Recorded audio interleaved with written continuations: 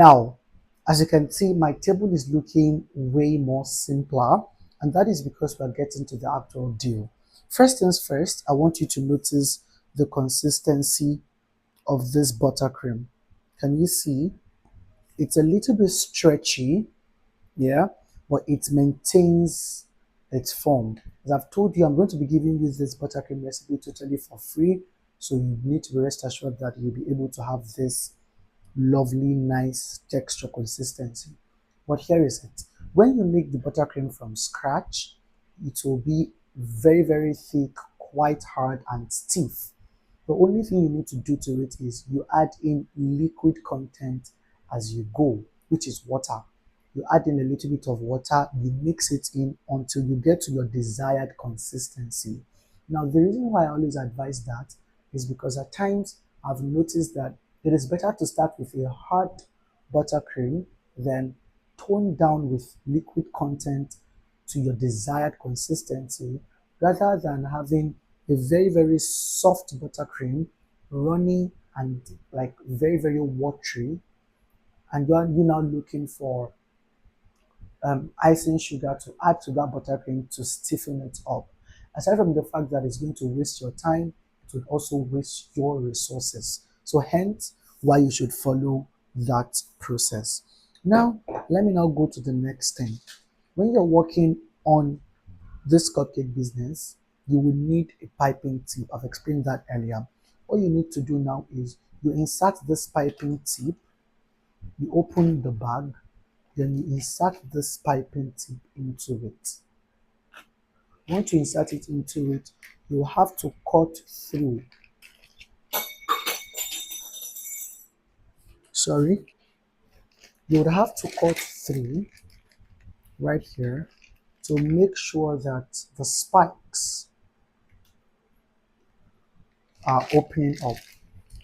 Can you see? All of the spikes, everything is outside of the plastic wrap or the nylon or the piping bag, as I would say. If that is not enough, you cut or you trim it a little bit more to fit in. So at this point, we are very, very sure that all the spikes are outside. Now, you might want to ask, oh, what is going to happen if the spikes are not out? The only thing that would happen is that your cupcake would not be designed in a gourmet way. It might not come out perfectly well as you might desire. Do you understand? So now the next thing you want to do is you want to fold this in out this way. Can you see what I just did? You want to fold it in out. This is the normal way it is. Yeah. So you want to fold it in out like this and you grab like this. Can you see? Then you want to fill in your buttercream into this place. Now, in case your customer wants your cake decorated like in a specific color, you can add color to all of this buttercream and like change the color either white or blue. You know, those are external demands. That is why I didn't include it in the first instance when I was talking about the basic ingredient or the basic tools. Now, what you do now is you want to push this down. Once you push it down, when it's about coming out, can you see something like that? Then you stop. So this is where you want to start working. Now, to start with, this is your bento box. I love to use this bento box so much because it makes the work way easier and it comes out quite nice. Now, the first thing you want to do is you want to take your cupcake, add a little dollop of buttercream here, then you stick it to the board. Then you take the second one, then you stick it to the board. Then you take the third one, then you stick it to the board. I'm sorry, into the box, I mean to say. Take the fourth one, then you stick it into the board, into the box. Now, can you see this? Now, it secures your cake from moving around in a really, really funny way. That is why you have this. Do you understand? Now, this is where it gets not too tricky, but you need to be intentional about it. Piping is not difficult, it just requires precision. Now, in case you are finding it difficult at the end of the day to pipe or to decorate your cakes, it's not something difficult at all. Don't forget the two nozzles I recommend are 1M or 2D.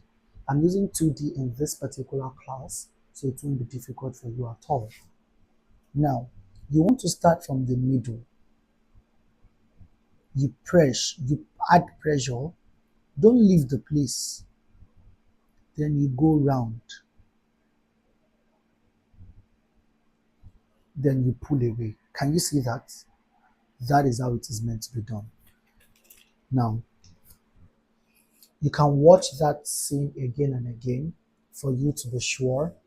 I'm gonna like try to do another like another piping method for you, so you'll be able to have a lot of things to work with. Now look at this.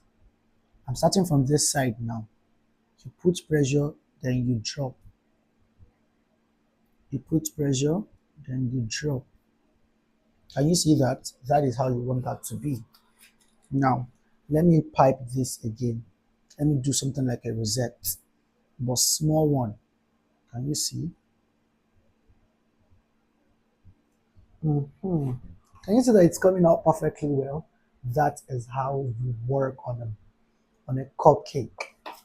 Now let me show you another style.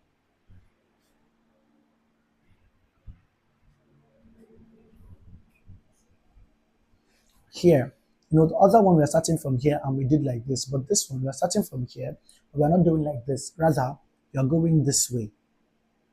You hold like this, then you fold, then you fold, then you fold. Can you see that? That is how you want it to be. Now, let me now pipe this one here again. Can you see? You drop, you lift, you drop, you lift. That is how it's done. Can you see now? So good. Let me now try to pipe a rosette again so that you'll be able to get the vibe one more time. Don't forget at the center, you hold down, you push, and you start to go. You're almost done.